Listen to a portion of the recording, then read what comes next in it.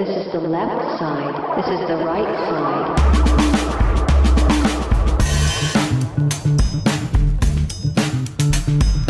side. Welcome back to Pretty Good Vibrations, the podcast that usually both celebrates and analyzes pop and rock music and the crucial role it plays in our lives. Today we will be analyzing. You, Scott, might be celebrating. Yeah. This music may have played a crucial role in your life. It has definitively... Many people's lives. Many people's lives. Millions of people alive in the 1980s lives. Definitely. Millions of Gen Xers' lives. Not in mine, but that's kind of part of the fun. I am joined today by my good friend, Scott Carlton. You might know him from Tooth and Nail Records marketing team. Nobody knows me from that. No. Well, if you bought Define the Great Line by Under Oath, Scott had a little something to do with that. Put it that way. Sure. Scott, as I said, one of my dearest friends, and you. Let's just start here. Why are we talking today about hair metal / glam metal? I don't know.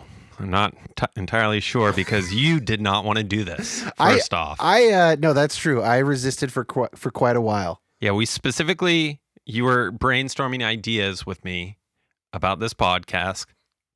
Sorry. Yeah. And I was just like, hey, man, you know what would be kind of fun and goofy? Maybe expose, your listeners to is like hair metal and like Van Halen and all that sort of stuff. And you're like, nah, I'm not really into that kind of stuff. And I was like, wow, that was quick and abrasive. It's a text message, so I'm not sure why you read that. False. Oh, this was we were on a ferry to Captain Ryan Downs' wedding. Shout out to Captain Ryan Downs. That's true. I did initially reject the idea, and then I came around because I saw the merit, the value in it. Yeah, as you should have from the get-go. I think we're going to have a lot of fun. I think this will easily be the tournament, perhaps of all time, in which I enjoy the fewest number of songs. But that's not going to make it a bad listen. For listeners, I think that could still be really good. I mean, I just hope it exposes people to the joke and the fun and the like party vibes that this music conveyed and still conveys to this day. That makes sense, and I think it probably will. Of course, hair metal, glam metal, these are your Quiet Riots, your White Snakes, your Poisons. Some people include Bon Jovi. We're choosing to include Bon Jovi. We'll get into a little bit of that later, but just that kind of real basic thing. I also want to say it's one of the first episodes that we are recording video for. So if you are listening on the podcast, this should be up on YouTube, and we've got some screen sharing. You'll be able to see us reacting to the songs. I'm going to be sharing some ChatGPT images with the YouTube audience, which we will describe briefly in a minute here, having a little bit of fun with that. And there'll be, lyrics showing, and you can see, artwork and stuff like that. So if you want, you can check out the YouTube page. It's just Pretty Good Vibrations is the name of the YouTube channel. I'll put a link in the show notes. I was going to inject myself and say, don't play your normal music intro song. I saw that you put the Weezer song on there as a notable. Yeah, I thought we maybe I ended up defaulting to the I also felt like you've done enough Weezer on this thing, and I was going to go with a special request. Oh, okay. That record skip into the intro, last 42 seconds of a song that you'll have to look up on Spotify right now. Let's find it. It's called "Bang Bang" by the band Naughty Naughty, and it's the last 42 seconds, and I think it fits. I'm an idiot. Danger Danger is the band. Naughty Naughty, the song. 42 seconds left in the song. That should be the intro. Okay. Or part of the intro. It's just going to be the second intro about 5 minutes in. So here's Naughty Naughty by Danger Danger. The last 42 seconds. Last 42 seconds. Or so of it. I like it that way. Let's get naughty, naughty. Dirty, dirty. Naughty, naughty. Oh, I like it. I like it. I like it that way. Hey. Hey. Hey. I like it that way. ears, eat your heart out with those hays. That's right. You heard it here first from Danger Danger. Well, let's get naughty. Okay, I before we get into, like, you've prepared quite a bit of information here in a very helpful way about hair metal, glam metal bands. I want to start with something a lot more silly. So I took to ChatGPT, and this is going to be better for the YouTubers here, but we will try and describe what I am showing here. So I did go to ChatGPT, and I had it help me come up with the first thing I started was a 80s metal band tournament. And this is their first image. My favorite thing about this image, Scott, is that unprovoked, it included multiple red Solo cups. Oh yeah. I noticed that now. Like, that's a really important part of the tournament. Always, so many of these ChatGPT images have airplanes flying, like mirrored in the top, and I do not know what that's about. There is we got a lot of long hair, a lot of sunglasses, a lot of headbands, and a lot of red Solo cups. The guy in the back middle with his guitar, do you see what's going on with that tuning situation? It looks like the tuning basically looks like a snorkel with like a bunch of tuners on it. What are those called? Is tuners right? That's like if Dali painted an 80s metal guitar. That looks disgusting. Okay, the next one here. I thought this one was interesting because I like it. For some reason, they are certainly drawing on chili cook-off imagery. You'll notice that each long-haired, almost entirely the same, like 10 of almost exactly the same looking dude with just different colors of hair and different colors of the sunglasses coloration. Got some blues, some pinks. They all have what appears to be a giant snare drum-like pot of chili. There are many wooden spoons. Apparently that's part of the tournament, and a big verses in the middle. This one, wow. I tried to get an 80s neon t-shirt design, but it looks more like a Nintendo WrestleMania tennis game. Totally. It's great. A lot of tennis imagery here too, ChatGPT. Then I thought, okay, one of the things we're going to talk about here is that this is a pretty morally complicated genre of music, very, very questionable ethics.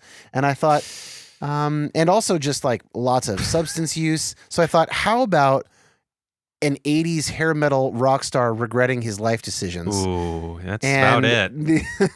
We got 4 versions of this here, still drinking in 2 of them.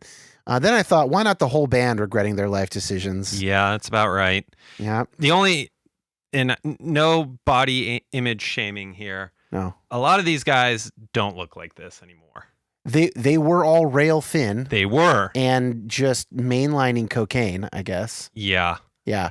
And then I thought, okay, one last stop on the ChatGPT train was just, one of these rock stars, not only would they be regretting their life decisions, but they might have gotten into a little legal trouble. So here they are. Okay. Well, here's one of them with his lawyer in front of the courtroom steps, denying any wrongdoing, surrounded by microphones and reporters. So that's a little bit of fun with ChatGPT. That's pretty good. And you'll see now I've also made for the first time a visual tournament bracket. We've got band logos and, just having some fun with it. So yeah, might be a fun one to pop up YouTube if you're into that. I'll take this down for a bit here and let's talk through, there's a few topics really to get into here before we start the tournament. So if you want to just get straight into the music, maybe something like the 25-minute mark, you could skip another 15 minutes or so.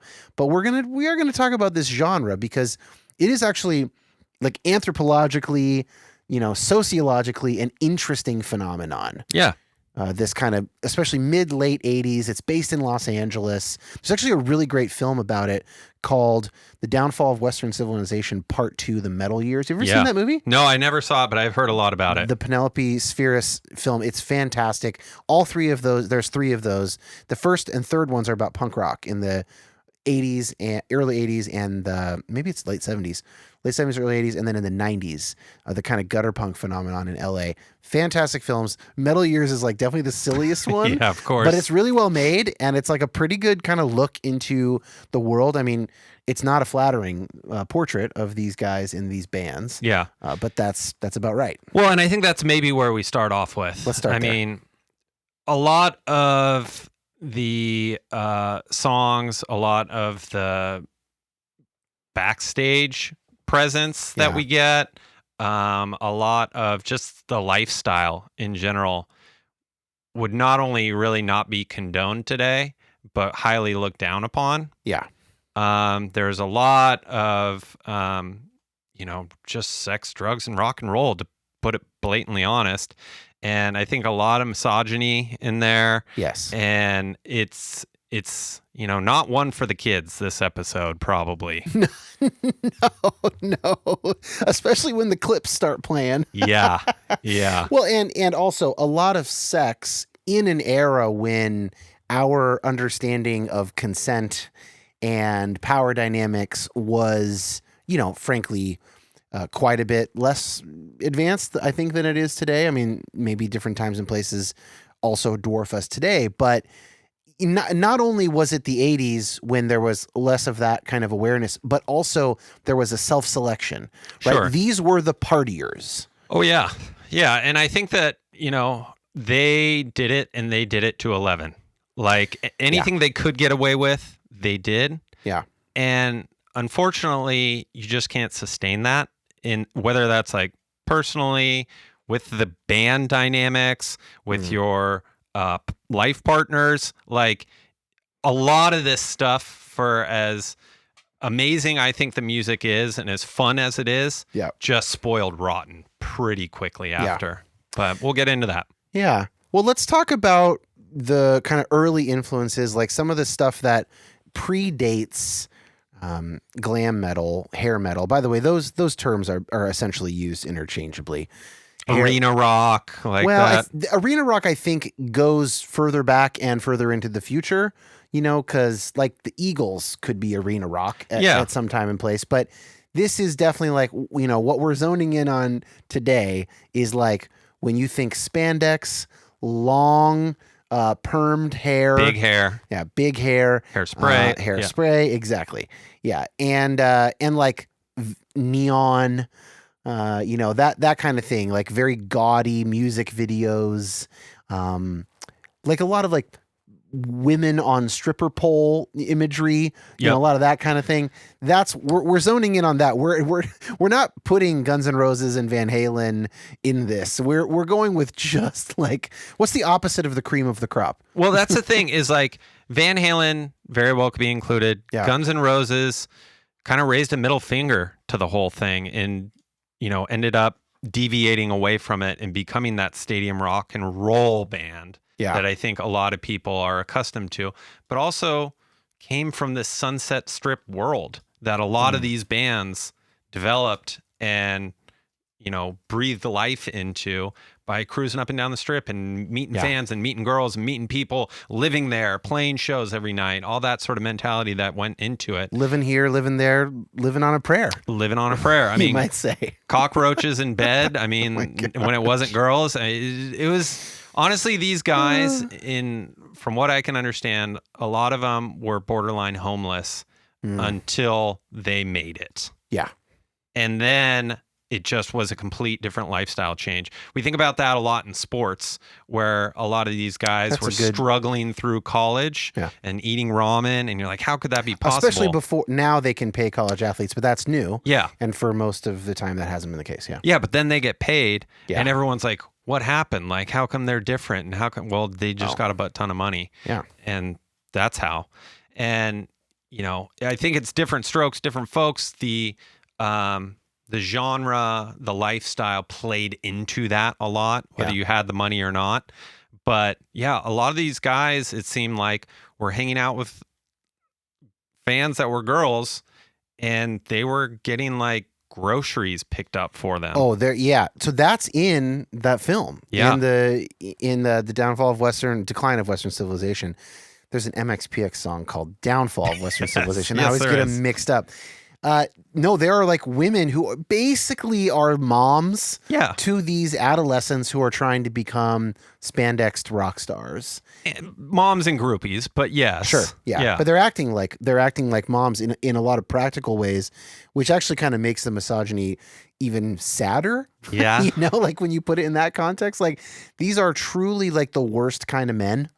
You know, and they're quite young, and most of them at this stage of life, you know, like a little bit of young guys trying to be rock stars. Like, of I mean, course. some of them are in high school. Yeah. Literally didn't graduate high school, picked up a guitar, picked up drumsticks, and next thing you know, they're plunged into the Sunset Strip lifestyle where they're probably not even allowed to be in these bars because they're 18 years old and just getting trashed anyways. Yeah. Speaking of that, it's kind of an interesting scene. Again, I would recommend that film because, like, you're talking about the Strip, and there's a handful of these venues. Everybody's making flyers. Yep. It is like what we now think of as like the Las Vegas Strip, sort of like tons of foot traffic, and like so. Say a little bit more about that. So, to be honest, I never experienced it personally. I have been there. Went to the Rainbow Room with my buddy Derek Tenbush and John Fraser. Shout out to Tooth and Nail with them. Yeah, Tooth and Nail They bros. took me there, and they kind of exposed me to a lot of just, you know, hair metal, glam metal in general. Yeah. Because that was of their upbringing, in a sense. That was their rebellion music growing up. And it kind of just like... Pretty well suited for rebellion. I mean, I latched onto it, and it grew on me. Does it offend you that I dislike so much of it? Like, are you coming into this with a little chip on your shoulder, like in a good way that will make it more competitive and fun? Yeah, I'm hoping that we can, you know, prove that when you told me on the ferry this wasn't a good idea at all, that you actually agree that it was a pretty dang good idea. Okay, I think I will end up agreeing. Yeah. But yeah, the Sunset Strip was the mecca to all this. Yeah. This is where a lot of these bands got their start, cut their teeth. But it was just that. It was like a breeding ground for these bands, for these fans. It was a new way of music for a lot of them. A lot of bands traveled from outer parts of the country to go there to seek a record deal, play in front of crowds, get noticed. I mean, there's a Rainbow Room. There was the Whiskey A Go-Go. There's a bunch of places that I had listed Viper on here. Room, Viper Room, I think. Yeah. We played the Whiskey. We played Troubadour the Troubadour. was big. Yeah, Troubadour. Yeah. Still kicking. Yep, still kicking. I mean, but those bands would play there Roxy. Yeah. once a week and then cycle through to the next one. And it was just ongoing in this place. And then at a point, you garnered enough fans, garnered enough radio, MTV play, and it was over. It was just like kind of like one of those Chat GPT images, like literally airplanes flying around because you were so big at a point. It was crazy. Maybe that's what it was. Like that was a tie-in. If I hadn't seen airplanes in so many of these AI images that I've played around with, but maybe that was meant to indicate the status of the hair metal artists that they are flying in their own planes. I mean, you can Google image search it, but Bon Jovi had a 707 that they rolled in for a period of time that said Bon Jovi on the side. And I mean, that's making it. That's making it.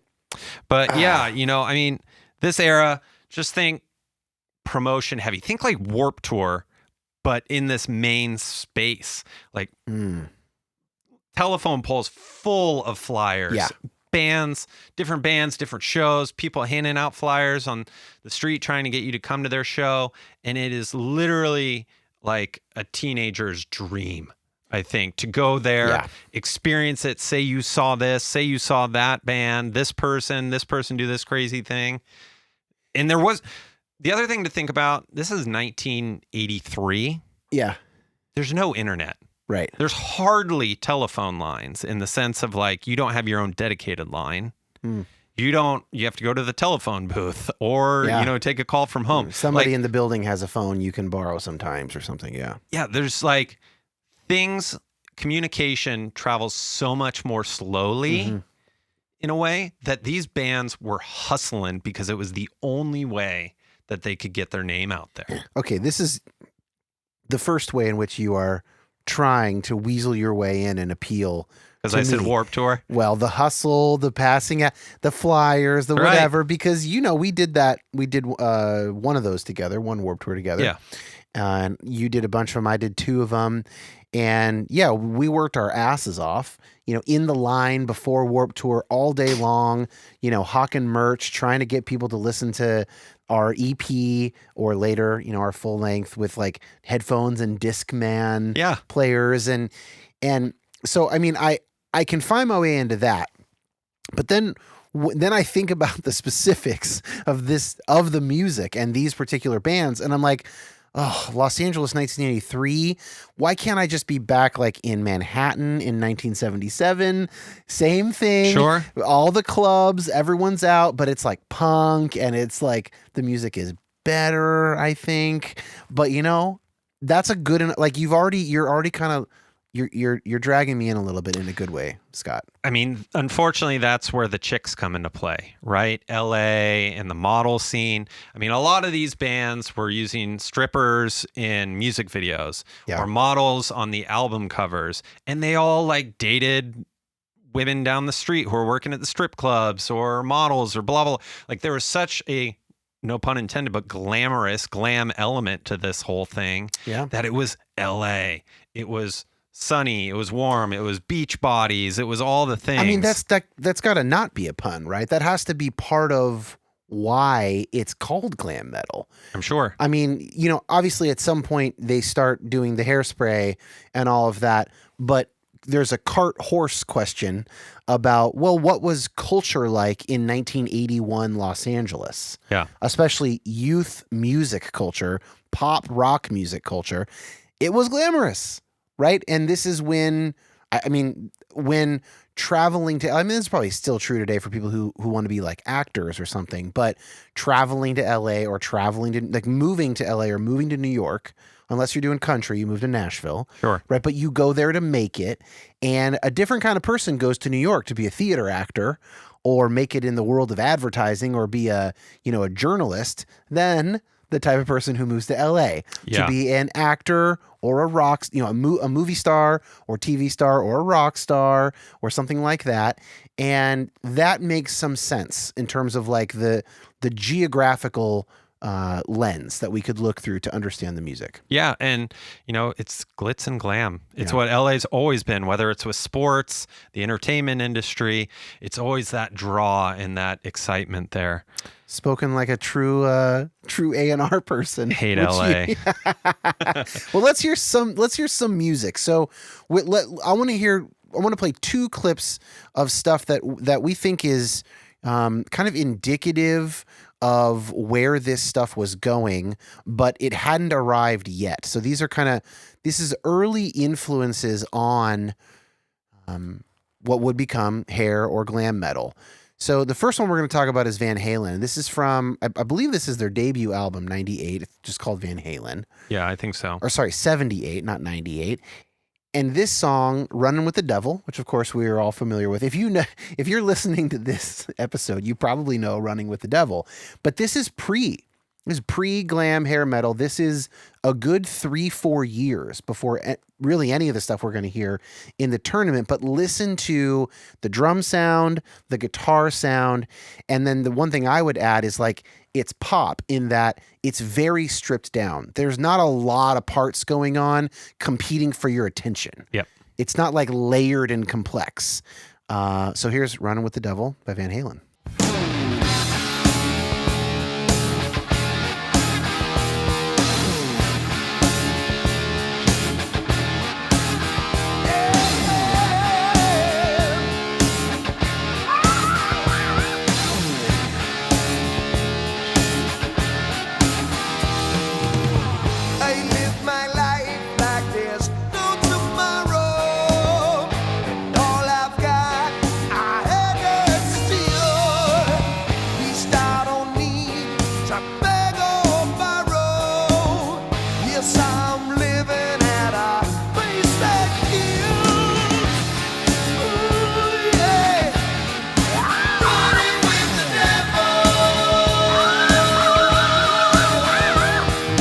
Okay, one thing that's jumping out to me there, Scott, is in that verse, Eddie Van Halen's guitar playing gets nuanced. He plays with like less volume and less picking intensity, and it almost gets a little Rolling Stonesy there for a minute. It's nuanced. That is precisely the thing that is taken out. 100%. Right? So it's like just the intro and the chorus. That verse, no. There's too many shades of gray in there. Yeah. We don't need that. Yep. And the drums wise too, if you were listening, there's a real big plate reverb on that snare, but it's buried in the mix. It shows up when there's space. As we get into the proper stuff, you're going to hear that. That's going to be front and center in the mix. You're not going to be able. It's not hiding behind the bass and the guitar. It's big. Everything's big. Everything is literally Spinal Tap, turn it to 11, and it's big. Yeah. Okay, one more. Crazy Train by Ozzy Osbourne. This is 1980. Randy Rhoads, the guitarist, he went on to form one of these bands, right? Yeah, he went on and formed Quiet Riot. Quiet Riot, okay. Very, very lauded and famous guitarist in the kind of metal world. Another song, of course, we probably already know. He started Quiet Riot, then he went to Ozzy. Oh, and then went to Ozzy. Okay, got it. So Quiet Riot, then they started as they're going to be in the tournament, but they started as a kind of pre-hair metal band. Yeah, they were definitely more metal. That's another good distinction. A lot of these bands probably frown by being called hair metal or glam metal because it wasn't tough enough or cool enough or whatever. That's what genres do. They just sort of blend. So I think they've gotten caught up in it because of when an album came out, how it sounded, and where it was played as well. Mm-hmm. So I think a lot of bands too, maybe in the grunge era, kind of raise that middle finger to the grunge world or the pop punk world or what have you, I was actually, I should have made this joke back when the moment was right, but but I forgot, which is that actually my reluctance to do this episode is much like the reluctance of the 1990 still guys still in the glam hair metal scene who are like, no, we're not going to accept Nirvana and Pearl Jam. We want this to last forever. Yeah. Well, it hit and it hit hard. It did. Yeah. And it wiped this all. It was Nirvana's flood, much like Noah's flood that just wiped the slate clean.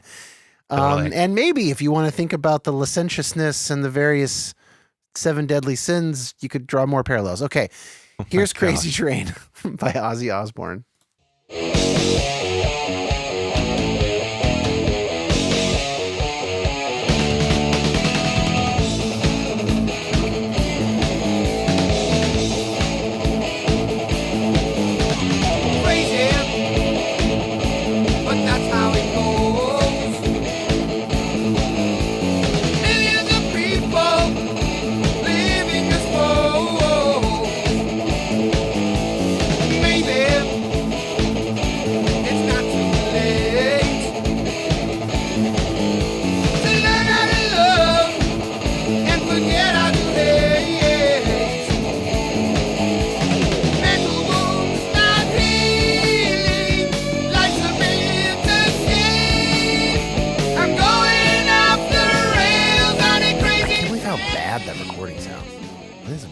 Recording, but it doesn't matter. It's what they had, I guess. I don't know. Ozzy took that recording all the way to a million banks. It's just doing great. 100%. In his own reality television show. Okay. So what did you hear? What did you hear in the Ozzy song that's kind of setting us up for where we're going with glam metal? The guitar is intense. Yeah. Right. That's basically one of the most heart-pumping things out of the song. And even that bass line in the beginning is just really, really guts you in a way. You're in for a crazy train, right? Or whatever. But I think the drums, too, are undertoned in the whole thing. But they have this sound that sounds like within the next iteration, it's going to get bigger. Yeah, exactly. Okay, that makes sense. Well, let's set up the tournament. So, especially if you're on YouTube, you might be kind of new to the show. So let me explain in plenty of detail what we do here. It's been a while since I've laid these rules out. So we are doing a March Madness style tournament. And What that means is we've got 16 artists, and they are going to compete with each other one song at a time. And when one artist wins, they go on to the next round. And we hear a different song by them against the artist that won, the matchup after that, basically. And it's the way that we decide it is song versus song as we hear it right now, not all our thoughts and associations over our lives with a band. Obviously, if songs mean a lot to us, then that's going to carry through even anytime we hear it. But really trying to focus on like what has stood the test of time, what's hitting you better today in this moment. Now, normally what happens is I choose the songs, and my guest is the arbiter, is the judge, splits the baby, so to speak. In this case, because you know so much more about this music, and I think because you frankly wanted to. I want to prove it to you. Prove it to me. You chose, you had final say over the bands that we included and the songs that we were including. And so we're doing what I call the inaugural Ben Bishop approach from the indie folk mega tournament, audio only, in the podcast feed, where Ben wanted to choose the songs and have me choose. So I will be choosing, and that means I will have access to 2 cards, which I may play once each. The first is a pinch hitter, and in a pinch hitter, I get to pick a different song by that band to compete. Now, I don't know if I'm going to use that here because I don't know these bands very well. Okay. And the other one is a rain delay. If I'm having a hard time deciding, then we'll just go to the very next song from each band in the playlist lineup, much like if 2 baseball teams can't play, so they got to just scrap it and play the next day. Yep. And I think that's all the stuff, right, of how the tournament works. Yeah. And then we need to decide, what are we going to name the winner? We will crown them the what's of glam or hair metal. Oh man, I'm so bad I feel at like we this. have a real opportunity here, though. This is fertile comic ground. Yeah, I mean, there's so many ideas that come to my head that are so bad that I just am embarrassed to bring them up, Sunset strippers or something. It's just like so bad. Let's leave those. Yeah. Leave those inside. Okay, well, we're gonna we'll just say the naughty kings. We will crown the naughty kings, the naughty kings of the Sunset Strip, of glam metal, whatever. I'm gonna read the list of bands here. Let's go. For those on the podcast feed: Bon Jovi, Stryper, Quiet Riot, Warrant, Whitesnake, Dokken, Poison, Wasp, Motley Crue, Great White, Skid Row, Rat, Def Leppard, Winger, Twisted Sister, and Cinderella. Scott, how's your heart and mind feeling as you hear those bands all on one go? It's a lot. I mean, that is literally a dream come true of a show. There's not enough time to get to all those, but we're going to somehow do it, Scott right? Fest? Yes. Yeah. Yes, exactly. Okay, well, I think it's time to just get into it. So we are starting off with the number 1 seed versus the number 16 seed, as we always do here. So we've got Bon Jovi versus Stryper. Everyone knows who Bon Jovi is. Maybe not Stryper. Stryper was a evangelical Christian hair metal band that actually was quite successful in their day. I mean, they are the bottom seed here, but they still have 150,000 monthly Spotify listeners, which is nothing to shake a fist at. And they had like serious radio airplay, MTV, video play. Obviously it's not held up as well as Bon Jovi, but that's why they're here. They've earned a spot, more or less. So the crazy thing is I don't really get it. Stryper? I understand how it can relate within. You're saying evangelistically you don't get it? No. Oh. I don't think how the music hits within this scene as many of these other 15 bands do. I understand why they're successful because they're a Christian band in this world of like opulence and degradation and all the other terrible adjectives we want to use. But their music just doesn't do it for me, I think. Well, so we'll see. You know what? We're gonna let me be the judge since it's my my choice here. All right. So from Bon Jovi, we get, of course, "Living on a Prayer."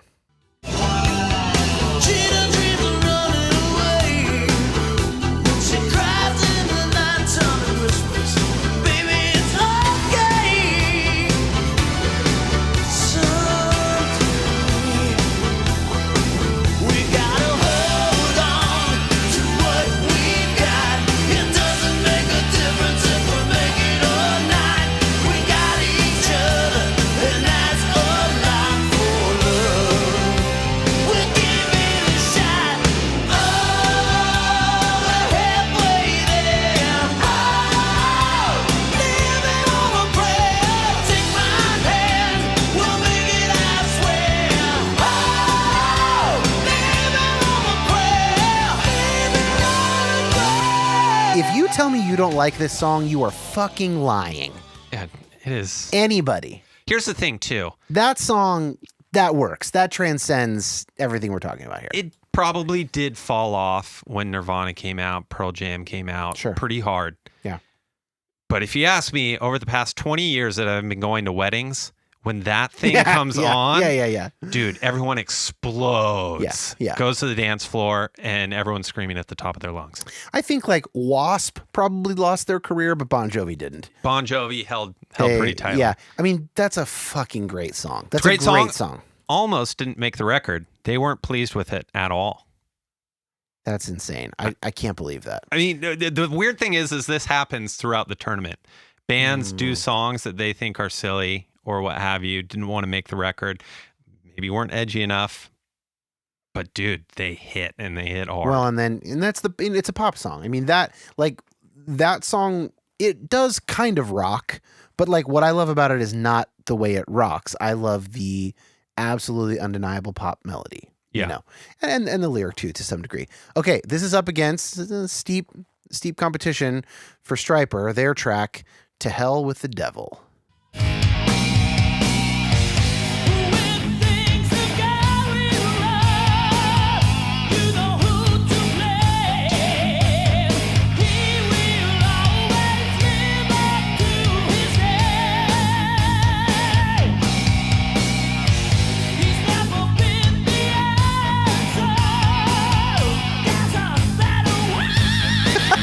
Wow.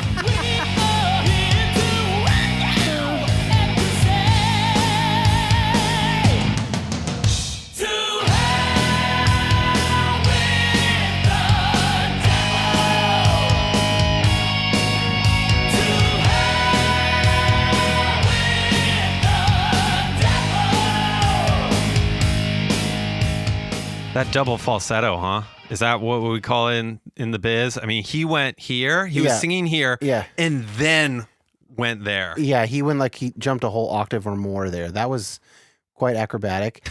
Honestly, this is closer than I thought it would be between these two songs. No way. Competition-wise. It's going to go to "Living on a Prayer," obviously. That's a better song, but I kind of like, I mean, there's something fun there. See, that's where I think you're wrong. I would never envision you, even Friday night, driving in your Thunderbird down the street to go pick up a pizza, like fist in the air, thinking that this was the song that needed to be played. It's good. It's a good song.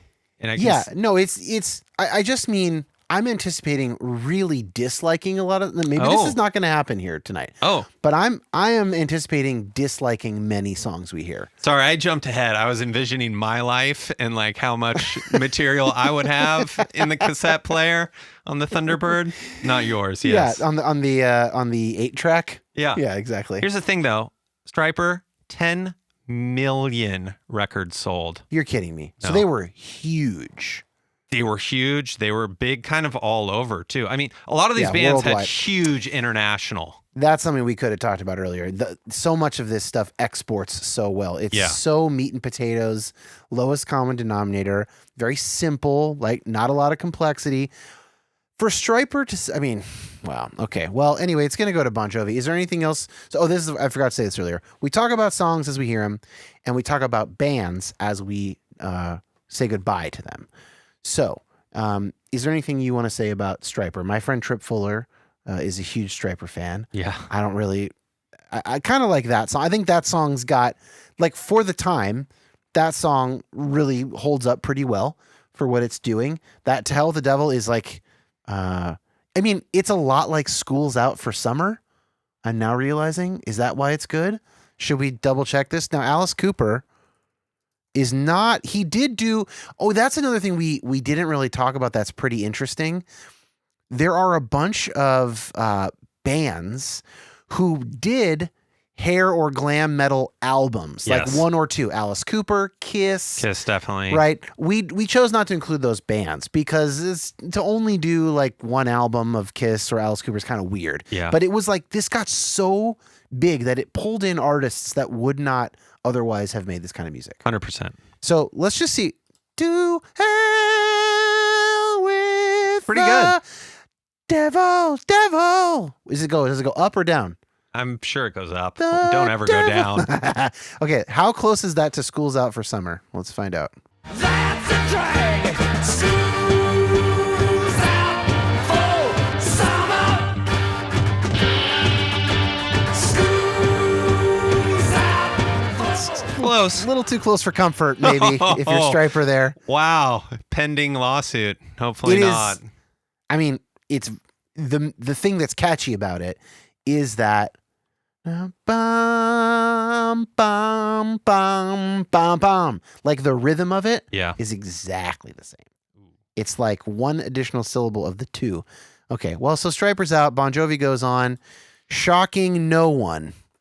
Do we want to cover some Striper trivia news? Sure, yeah, all the things? Bring it in, man. Yeah. So obviously, well, maybe not obviously, maybe people don't know this. They were probably the first Christian band that really like set precedence on MTV, on radio, on this like global scale. That must be true. Yeah. And they wore it on their sleeve. Apparently, throughout the existence of the band, they've come up with this number of 250,000 Bibles passed out from the stage at their shows. Just freewheeling them, giving people the good word. What does it say about the state of my faith journey that the first thing I thought was like, it's just wasting a lot of paper? It is. But So it was much 1980. We got no iPhones. We got no Kindles. You can't tell people no to one's go got look the up Holy Bible app on their phone. No, you got to pass that New Testament out. Wow. Speaking about testaments, their band name came from the Old Testament. Okay. And you can actually see it in the logo. It's actually tucked in the logo on the bottom right-hand corner. Isaiah, it's tiny font here. 53:5, King James Version, mind you. Yeah. And with his stripes, we are healed. Well, it's not like they spelled stripes with a Y. No, that's true. In the text. I don't know. Could have been. But that's where all the symbolism comes from Got with it. the black and yellow stripes. That makes sense. All right. And all that tie-in. These stripes, basically the Passion of the Christ is what you're saying. 100%. Yeah. But black and yellow, I mean, that was guitars. That was poster. Spandex. It was everything. Everything. Everything. Yeah. Okay. They were called like the bumblebees, I guess, because of the behind their back and everything stuff. Everything is black and yellow. Yep. Yeah. But another song that they had, we don't need to play it. You guys can find it on your own. Honestly, they can also find it on the official playlist. There's always a Spotify playlist for every episode here, so that'll always be in the show notes if you want to, just turn off your brain and turn up your party spirit. That's glam metal for sure. That's right it. there. Yeah, just put that thing on shuffle. But one of their next big song, I guess, honestly, peaked at number 23 on the Billboard chart. And how big did Tell the Devil get? That was their biggest radio single. Yes. Honestly, yeah. Okay. I mean, I think that was a debut single. Probably, got some traction, but didn't take off. Yeah. You know what? That song being kind of a ripoff of a particular Alice Cooper song is itself the ultimate instantiation of those youth group posters. Yeah. If you like Rage Against the Machine, you should check out PAX 217. If you like Alice Cooper, specifically School's Out, you'll love Striper. Yeah. Specifically To Hell with the Devil. I mean, I could see it. It's a pretty easy play. That's a straightforward one. They might have invented those posters. Now- We don't even know it. I don't know if this is true. I wasn't here for it. It was on the internet. I think it was on Wikipedia. Much like Noah's flood, we weren't there. Not sure if it happened. Not okay? sure. But what'd you read? Apparently, Stryper was supported in some form or manner, financially, obviously, by Jim and Tammy Faye Baker Ministries. Whoa. Okay. Yeah. Did you watch The Eyes of Tammy Faye, that biopic? Now, I don't know if I want to spend my time enjoying that. Is it good? No, it's really good. No, Okay. it's a really, really good, really well made film. I mean, Jessica Chastain's fantastic in it and in general, but no, it's good. Okay. Yeah, it's good. Okay, I can't talk about Stryper anymore. Next matchup, Quiet Riot versus Warrant. You know, I think at the beginning, can you give us like a little bit of like, can you give us one sentence on each band before they start? Yeah. Okay, so who's Quiet Riot? Quiet Riot, LA band. They are instrumental in this scene. They were one of the first bands to really pioneer. I think this hair metal, they didn't like being called that. 12 million albums sold. I mean, now if Stryper could do 10, now nothing is, I mean, you got to get to 20 before I'm impressed. These numbers are gaudy in this day and age. It's insane. No one, Yeah, like, no I'll one say sells 12 well, million, and like Under Oath has sold 600,000 of Define the Great Line or something like that. You know, it's just crazy. ridiculous. Okay. Quiet Riot, and then Formed by Randy Rhoads. Yeah, we Randy talked Rhoads, about, right. So listen for that sort of okay, angle. and then tell us about Warrant a little bit, and then we'll hear the songs. All right. Warrant, over 10 million albums sold. So a little bit of a difference. We'll see if that plays into Slight anything. difference, yeah. But I mean, they're an LA band. They jumped the scene pretty big time. A lot of MTV focus. I mean, we'll talk about that throughout, but like if you had a good song, MTV video that connected, it was just candy from a baby. Go to the moon. Yeah. Okay. Essentially. All right. So from Quiet Riot, we get Come On, Feel the Noise. Can I do that Warrant piece a little bit differently? Read it again? Yeah. Yeah. Okay. So yeah, Warrant, another LA band, 10 million albums sold. Lead singer Janie Lane, kind of sad stories that tie into all of the abuse with drugs and alcohol and stuff, but they made some pretty kick-ass music when they were a band. Okay. From Quiet Riot, we're going to get Come On, Feel the Noise. And yeah, that's spelled the way you would think that first word might be spelled. If 19-year-old, I guess they were a little older than if he had, you know, whatever, already been doing Ozzy a few years before this record came out, but just say adolescence. Yes. Yeah. Think I got an evil mind. I tell you, honey, I don't know why. I don't know why. So you think my singing's on at a time? It makes me money. I don't know why. I don't know why anymore. Oh no. So come on, feel the noise. Girls, rock your voice. We'll get wild, wild, wild. Wild, wild, wild. Come on, feel the noise. Girls, rock your voice. We'll get wild, wild, wild. So what if in the song we just tell the girls to like have sex with us, but all the girls should have sex with all the boys, but then that'll also include us? Print it. Oh my gosh. Up against Cherry Pie by Warrant. Swing it in there, 'cause you wanted me to beat it, so I mixed up the batter and she let the beat her. I'll scream, you scream, and I'll scream for her. Don't even talk, 'cause I can't ignore her. She's my cherry pie. Cool drinking water, such a sweet surprise. Tastes so good, make a grown man cry. Sweet cherry pie. Oh yeah. She's my cherry pie. Put a smile on your face, 10 miles wide. Looks so good, bring a tear to your eye. Sweet cherry pie, yeah. Swing it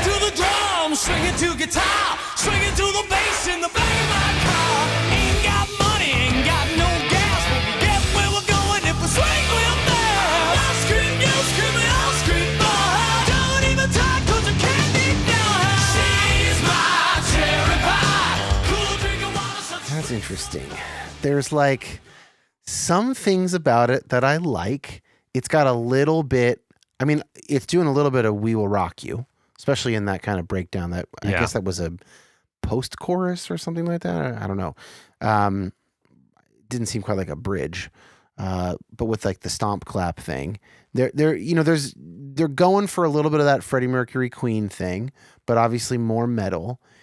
But then it's also doing this like, I think a lot of the problem for me is that I'm too much of a snob when it comes to music, and a lot of this stuff is so lowest common denominator that like it like alerts my snark radar or whatever, and I can't always get past that. So I'm trying to find the stuff to like, and there are some things I liked about it. It's actually kind of a good rockin' recording. Like the drums are dated. Drums. They're dated, but they sound like we're listening to it pretty loud on like pretty good studio speakers from my commercial composition setup, and like I could see being in the studio back then and like, hey, play that master again, and being like, this fucking rocks, man. Yeah. Yeah. Hell yeah. That is it. But that's a really tough one you're going to. Before you decide. Okay, sure. I meant to ask you this at the beginning of the tournament. Yeah, that's fine. We kind of already knew who was going to win that first bracket. Yeah. Yeah. I don't know what bands you've heard of or what songs you've heard. So have you heard any of these before? I've heard so far I've heard everything. Yeah. Okay. I mean, if it plays in a CVS, I mean, I've heard it. Yeah, and these do. They do, yeah. And maybe not To Hell with the Devil. That one I've heard just because of, I don't know, people liking Stryper and having some fun with it. No, I mean, I'm familiar with the songs, and they were still playing on like the active rock or the hard rock station in the Bay Area growing up, when we were growing up. 92.3 for those who grew up in the Bay Area. KSJO, baby. KSJO. That was like the more like Alice in Chains-y kind of Metallica station. Mandatory Metallica every night. Yep, every night they always played Metallica. That was like maybe my second or third favorite station, but I would listen to it. Yeah. And, I kind of knew that. So I know all these songs. It was on the top 6. Yeah, it was on the top 6, like on the radio dials, the numbers. So the thing is, come on, this is really hard to decide between these two. Wow. Tough start on this one, huh? Come on, Feel the Noise was interesting. The recording of it felt more like a punk band, and his voice is actually really kind of amateurish in a way that like I remember that song in my mind's ear as being more polished than the actual recording is. And so there was something I liked about the recording, feeling a bit more raw and stuff. I mean, because Cherry Pie is just polished. You know what? I'm going to give it to Cherry Pie, and I'll tell you why. The kind of brazen, like, we'll get some more sex, please, of Girls Rock Your Boys. Like, I like the verse of that song a fair bit, but the chorus frustrated me, and that is just gross. Now, Cherry Pie, I recognize that it's a sexual song, but it's actually a bit more. The innuendos flow like the Nile. How bad? So now I might need to check these lyrics. So the part we listened to is like, okay, I mean, there's no specific indication that the cherry pie is like a body part or anything like that. Like there's not the part we listened to. I see. Now, what am I looking for? So if you want to share the lyric. Well, we don't have time to go into every facet of I understand the word taste could be taken that way. That was the only indication, but you could also. Okay. And and there's a video, which maybe does that make it obvious? Dude, the video is glorious for this. No, it's seriously like top 10 video in this era for sure. Oh my gosh. The sexual innuendos in the video are like times 10. Okay. And maybe that kind of brings it home. But there's definitely, there's some sex, swinging so hard, forgot to lock the door. Well, okay, that's one of the ones that we heard up a little bit higher. Oh, I scream, you scream, we all scream for her. Pretty good. I was looking for the batter one. Oh, that's right. I mixed up the batter and she licked the beater. Shoot, you're right. I forgot about that. Shit. Well, that's not a good enough reason to. But you know what?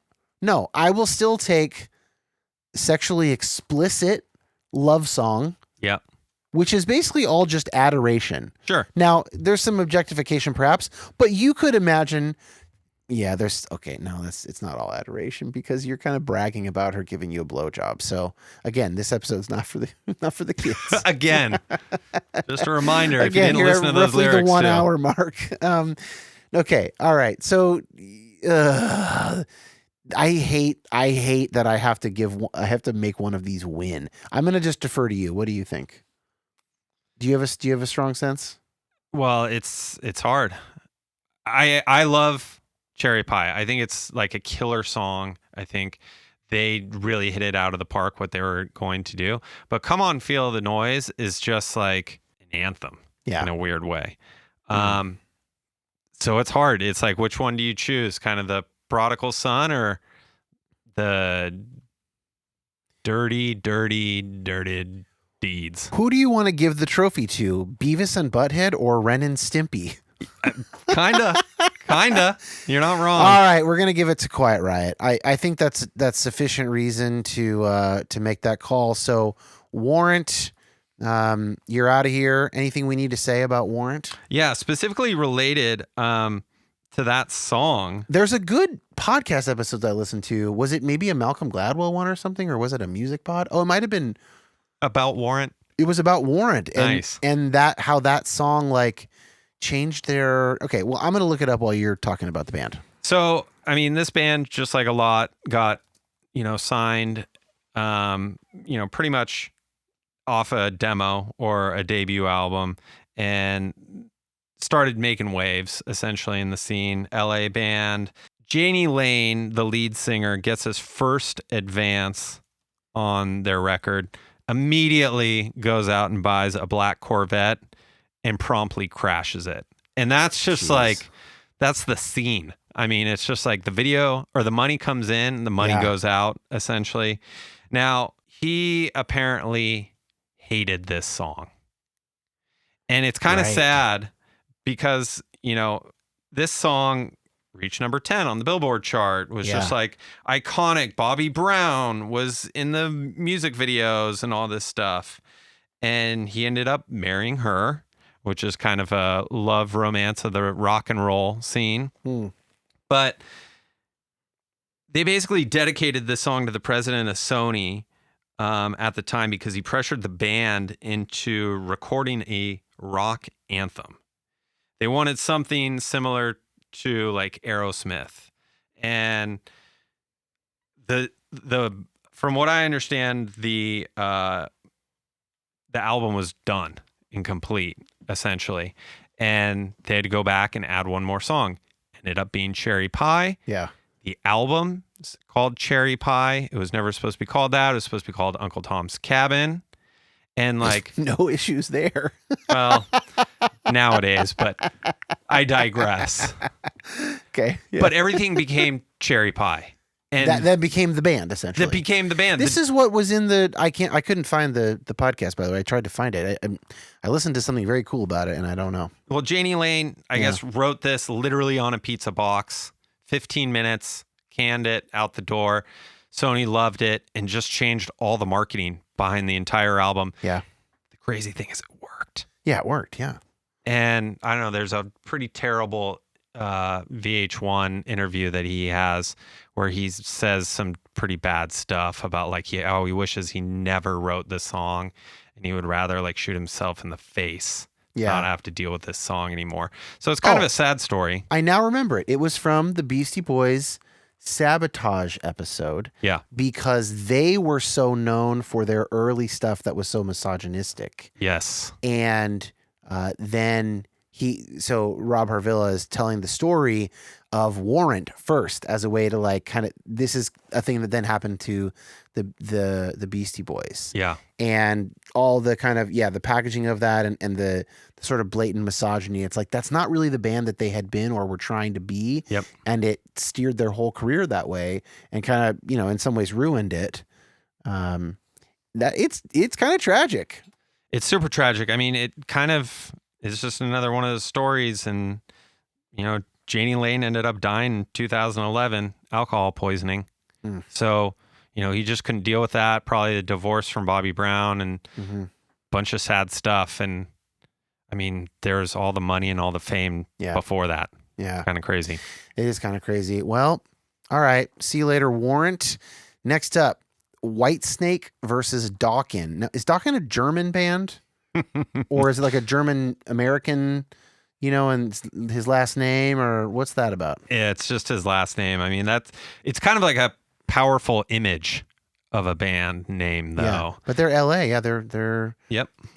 Okay, so and then Whitesnake. They're what were they? Also, are all these bands from LA? I mean, 50% English. of them. No. Whitesnake. Some Deep Purple vocalist, and they start in the late 70s. Bit more bluesy, British band, and then they kind of turn to hair metal. Okay, so from Whitesnake we get Here I Go Again. Waiting on love, sweet charity. And I'm gonna hold on for the rest of my days. 'Cause I know it means to walk along the lonely street of dreams.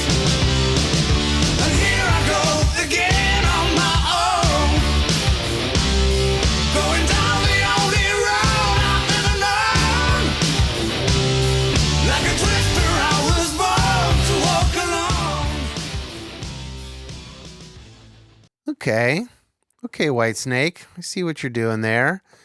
Up against Alone Again by Dokken. I don't believe I've ever heard Dokken knowingly. So here we go. Now I'm here, and I've lost my way. Now I know how it feels. I'm alone again, trying so hard to make you see, but I couldn't find the words. Now the tears, they fall like rain. I'm alone again without you. Alone again without you. Yeah, that's going to be an easy one for me, dog. I do not like that Whitesnake song. Of course I know it. That one plays in CVS's all the time. Yes. I don't like it. It's not bad. It's just like not for me, but that Dokken song, like, no thanks. Like, other than the album being named Tooth and Nail, that's about the only thing I liked about that. That was nothing about that is interesting or enjoyable to me. And it just sounds kind of cheap.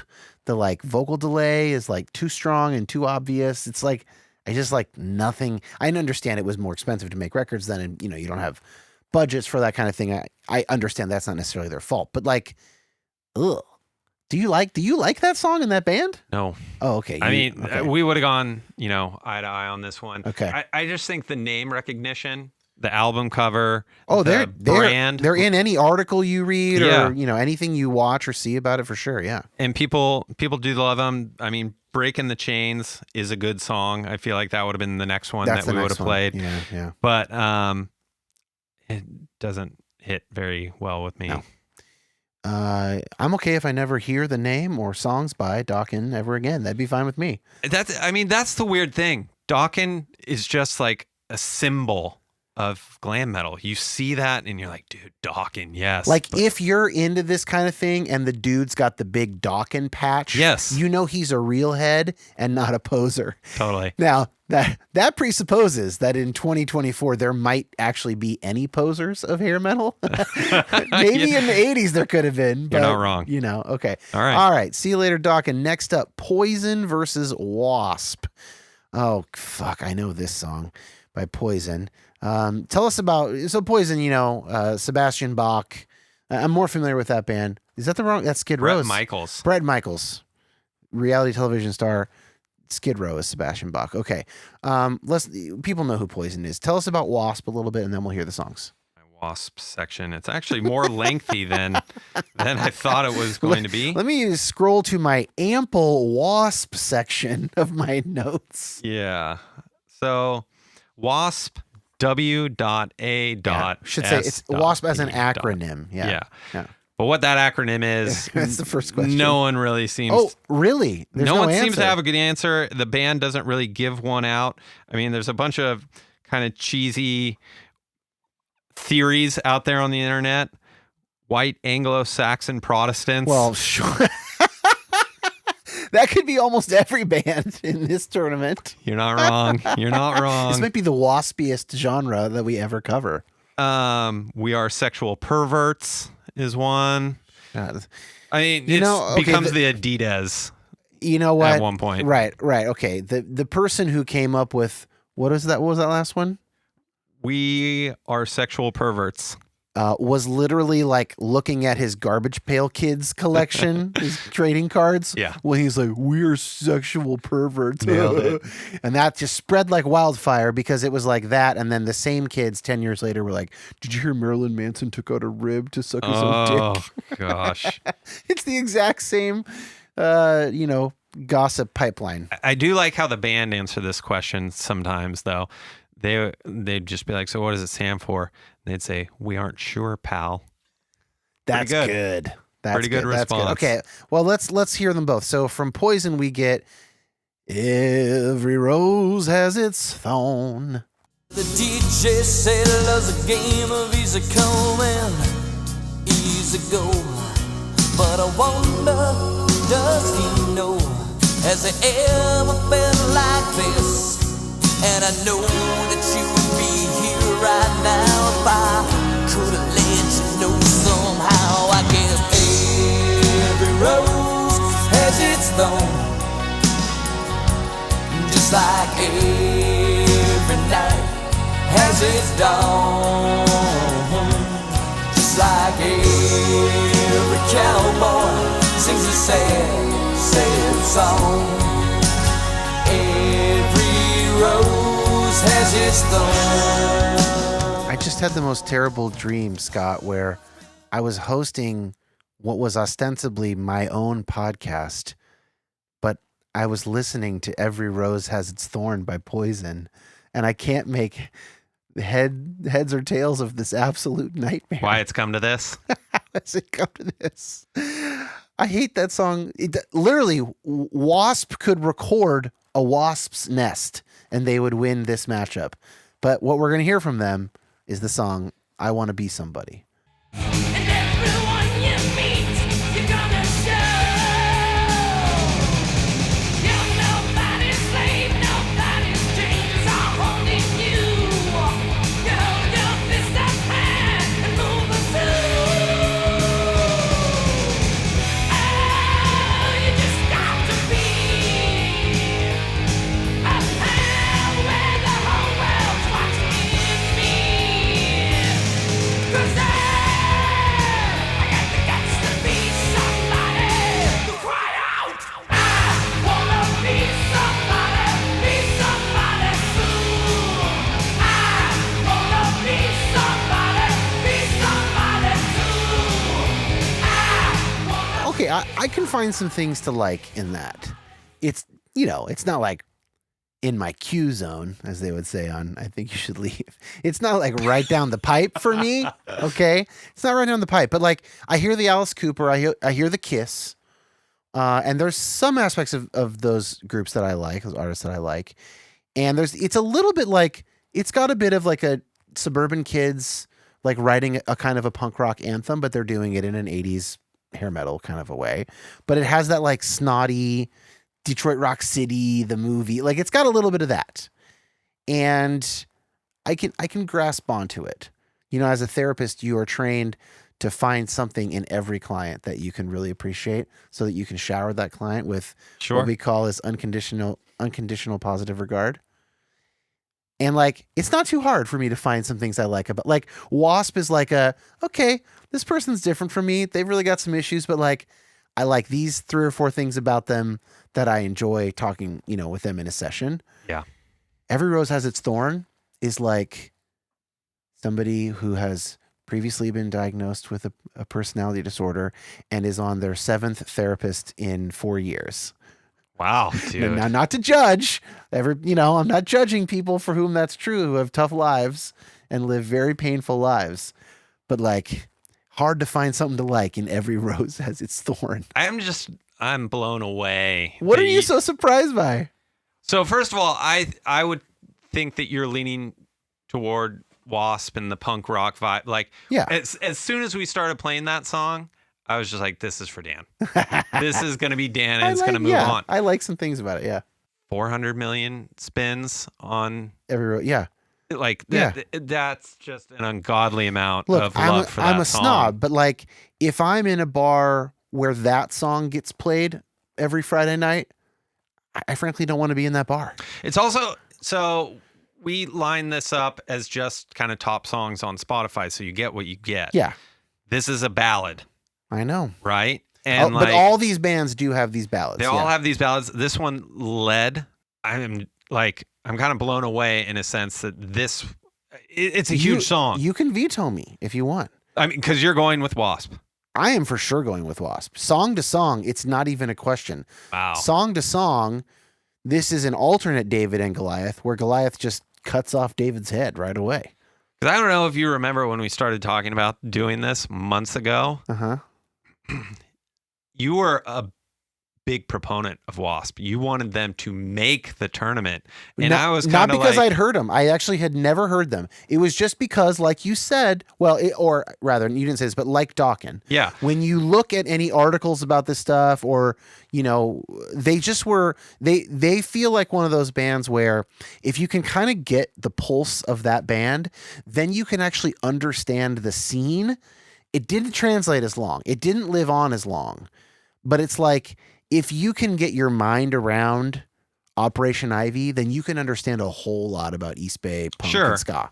If you can understand them, Well, and Wasp is one of the founding of that scene. They never really got truly big. Yeah. Right? They sort of fizzled and didn't get to the level, obviously, of Poison. Yeah. I mean, I'm vetoing you for sure. Okay. You only have one left. You've used one. I mean, I don't think you have a glam metal tournament where Poison gets dumped in the first round. That is like, when you do is when their biggest song, which sucks, plays first. That's why we need more. I'm looking at this bracket here. Sorry for you podcast listeners, and I have no choice but to move the Poison logo from round 1 to the round 2. But I'm wondering, how can I indicate that a veto has been used with the most prejudice? Like, what's the most like, like idiot. Yeah, someone laughing behind it, or like puke emoji or something. Puke emoji. Love it. Let's do that. Okay. I'll figure something out. I'm going to do the barf emoji next to it, and that's going to indicate to me that this was, technically allowed, but you did it, and you're going to... I'm suffering the repercussions from here on out. Okay. All right. Well, I didn't mean for it to fill the entire screen. Now the whole tournament is just puke. This is honestly, let's leave this image up for a minute for YouTube viewers. There's some of my truth to this image right here. However, okay, we're seeing, and so far I've found some things to like. Okay, right? I mean, this is what Chat GPT should have turned out for this tournament. Is that what you're saying? Just this giant puke emoji. Yeah. Now I just want a little tiny puke emoji that I can put over here. While you play with that, you want me to give you some Wasp trivia? Let's hear about Wasp. So they were kind of like the ultimate shock rock band in a way. A lot of their shows consisted of some pretty gnarly stuff. A cod piece that shot flames was out and about. A what piece?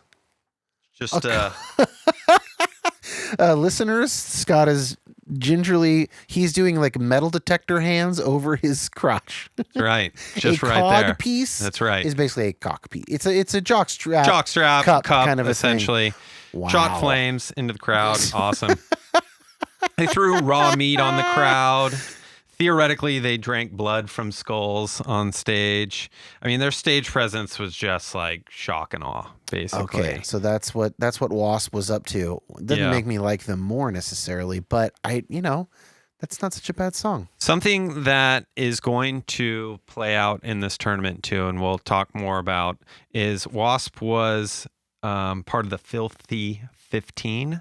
I'm sorry, the who? The Filthy 15. It's a little hard to say. The Filthy 15. Yeah. And this was basically a group of songs that the Parents Music Resource Center, or the PMRC, organized by Tipper Gore. Tipper Gore. Basically dedicated like this group to say music with certain lyrics deemed violent or overly sexual in content should have no place. Look at that. Okay, so we've got, pulled this up here on the video. We've got Judas Priest, Eat Me Alive, Motley Crue, Bastard, Prince, Darling Nikki, Wasp, parentheses, Animal, end parentheses, Fuck Like a Beast. That's the song. That's the one. one. It makes sense, right? Def Leppard, High and Dry, Twisted Sister, We're Not Gonna Take It. Okay, that's what put people over the edge with Tipper Gore. Like, come on, you can't just have like there. It's not okay to have songs where young people say we're not going to follow the old people's rules. Like, that's just a part of being a teenager. Yeah, and we get to that with Twisted Sister especially, but. I mean, it was just Filthy 15. The Filthy 15, and mainly the PMRC that Tipper Gore organized will come into play throughout, and basically wreak havoc on a lot of these bands and the way they tried to celebrate their craft and their livelihood. Dan. Yeah, but I just have more respect for like AC/DC and those artists on the list. Okay, whatever, that's fine. Well, Wasp, honestly, that might be their main claim to fame is making it onto the Filthy 15. Probably. It's only 15 of them, Scott. I mean, it's yeah. limited invites. Yeah, you're right. It's a real accomplishment. So that puts us at the half point for round one. We've gotten through 4. We have 4 more to fill out round 1. Dude, can I add something else to Wasp? Yeah, okay. I mean, okay. I'm not saying they should move on, but the band is just kind of like one of those that is just unique and different. Sure, had a yeah. bunch of backstories. Hit us. Capitol Records was going to release that song, Animal, Fuck Like a Beast. I feel like we have to hear that song. Go ahead, though. So I don't even know. I'm sure it's their third it's on most there. part. Let's listen to a little bit of this, okay? Maybe we can find that lyric.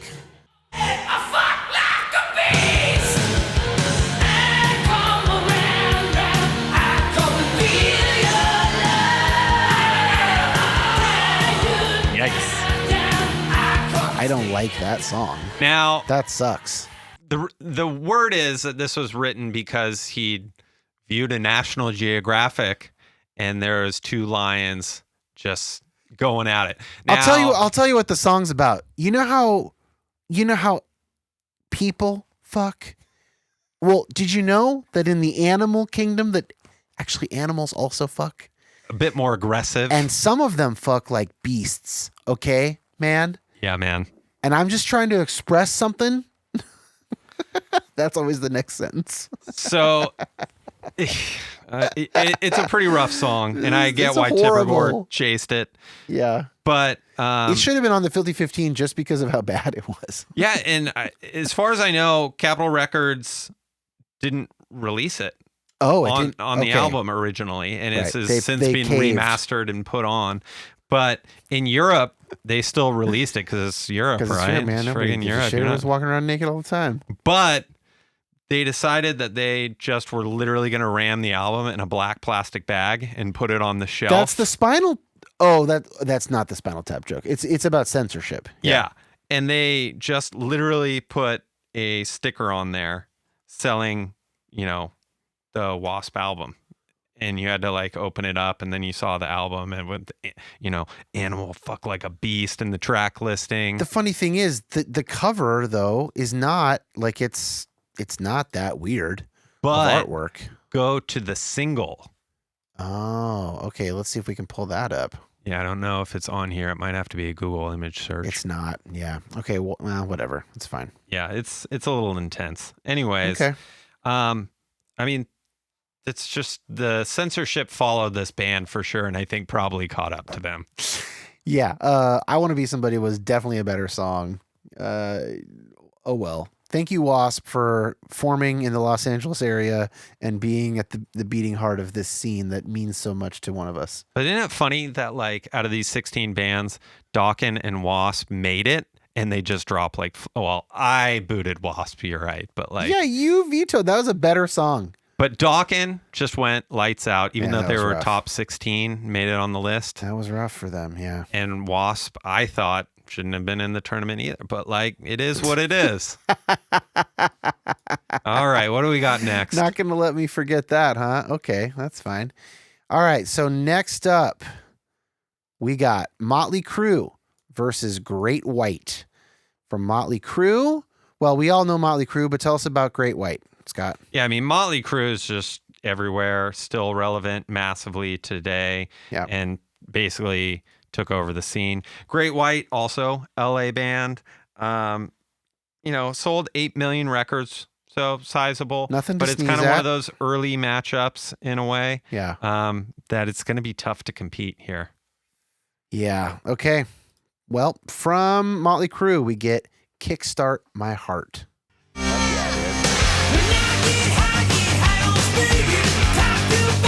That fucking rules.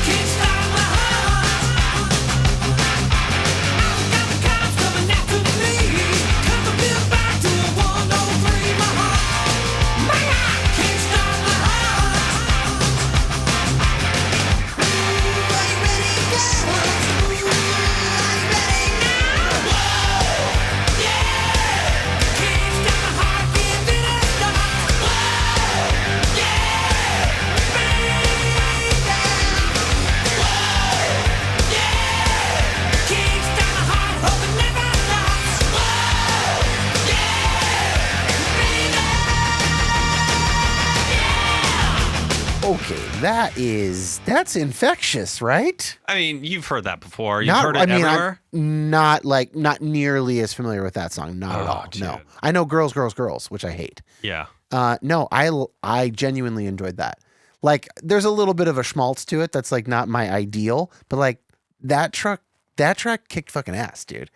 That is an undeniably propulsive rock and roll. Oh, yeah. I don't like the era of the production of it very much, but Really? like I don't like 80s rock production pretty much across the board. Like, I want to hear the 1978 Motorhead version of that song, Okay. right, with like Lenny singing, Yeah. like Lemmy, but it's a cool song. It's a good song. Okay, this is up against Once Bitten, Twice Shy. That's such a Heard this? perfect. Well, I'm sure I have, maybe. Okay. But that's just such like the shitty poetry that these bands are all into. Like, every rose has its thorn. Once bitten, twice shy. All right, Great White.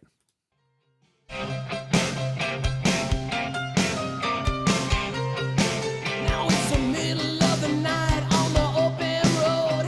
The heater don't work and it's also cold. You're looking tired, you're looking kinda beat. The rhythm of the street show knocks you off your feet. You didn't know how rock and roll looked until you caught your sister with the guys from the groove. Halfway home in the parking lot, by the look in her eye, she was giving what she got. Said, my, I'm once bitten, twice shy, babe. My, I'm once bitten, twice shy, baby. I'm once bitten, twice shy, baby. Okay, that's really interesting. What I heard there was like just early 1980s version of Rolling Stones. That sounded like, no, shy, baby. Like, Yeah. that's like doing a Mick Jagger move. Is very Keith Richards guitar work, except it's got this big 80s snare drum and the lyrics are worse. And it's like the verse is the verse is kind of bad. I was like, oh, like, it's cool that they're doing the Stones, but that's kind of all I have for it. Whereas Kickstart My Heart, that's like, I mean, they have the same production, so the production evens itself out in the competition, and I'm just like, that's just infectious. Oh, That just dude. gets Skydive right in naked there. from an airplane. It's just- Yeah. That's getting added to my own personal playlist. Yes, we got one. We got one. Yeah. Ding, ding, ding. Yeah, we got it. Put an emoji on that sucker. Okay. All right. So that means, and Motley Crue, by the way, second overall seed in this tournament. So they obviously are pretty well favored to go far. And they didn't disappoint on their first outing. You want to talk about Great White? Well, I want to talk about something where you were, kind of, I don't know if making fun of, but loosely commenting around the album it's an album title and then a song title. Once Bitten was 1987, Twice Shy, 1989. But those are the album titles. Yeah. Well, that's interesting. But the song was originally written and recorded by Ian Hunter in 1975. And I want you to play that and see. Oh, it's a cover. Yeah. See if maybe your thoughts align on the 1970s vibe of it. Ian Hunter, let's do it. Rolling Stones. Once bitten, twice shy, babe. And once bitten, twice shy, babe. And Yeah, of course, absolutely. That's a lot closer. Yeah. I mean, the Great White version just dials up that piano so swingingly. It's just like pretty killer, I think, of a version of that. Mm-hmm. But unfortunately, that's kind of all that Great White's got. They came around again, let's see, in 2003, unfortunately. I don't know what version of who was playing and all this, because a lot of these bands go through so many band member changes and fights and all the things. It's almost like they were comprised of immature people to begin with. Weird. Yeah.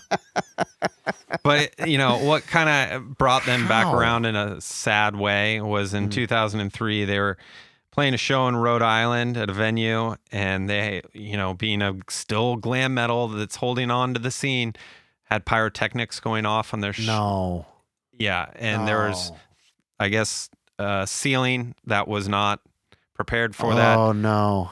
Caught the entire venue on fire, burned it basically to the ground, killed 100 people, including one of the band members at the time. Oh, my gosh. 100 people died? Yeah. Jeez. And it's like, I don't know, it was one of those remarkable things I remember seeing on the news where it was just like, we need to take precautions where people are in small confined places and everything, because panic and hysteria must have broken out and people just got trampled and couldn't get out, Wow. I mean, okay, well, that's a real bummer. Yeah, sorry about that. Well, that's okay. It's a true story. Okay, well, Great White. I mean, the other... Just tragedy follows them everywhere they go, including not doing well. And okay, that's too glib. I won't go there. I won't go there. No. So at the beginning of Great White, I got some kind of interesting how the band kind of got started stories. In 77, the vocalist Jack Russell and guitarist Mark Kendall started the band. It would become Great White. But in 1979, Russell was arrested for shooting a live-in maid in a botched robbery attempt. Oh my gosh. Yeah. So lead singer gone just like that. He was sentenced to 18 years in prison. He only served 18 months of that sentence. And when he got out, he asked to audition again for the band, and he won by a 2-1 vote and slid in and wrote it to the bank. Oh my gosh. Crazy. 2-1 vote. And then, I guess this band had major traction before actually, Great White, Twice Bitten, Once Shy fame. Yeah. They played at Six Flags Magic Mountain in Southern California. Mm-hmm. 6,250 people showed up.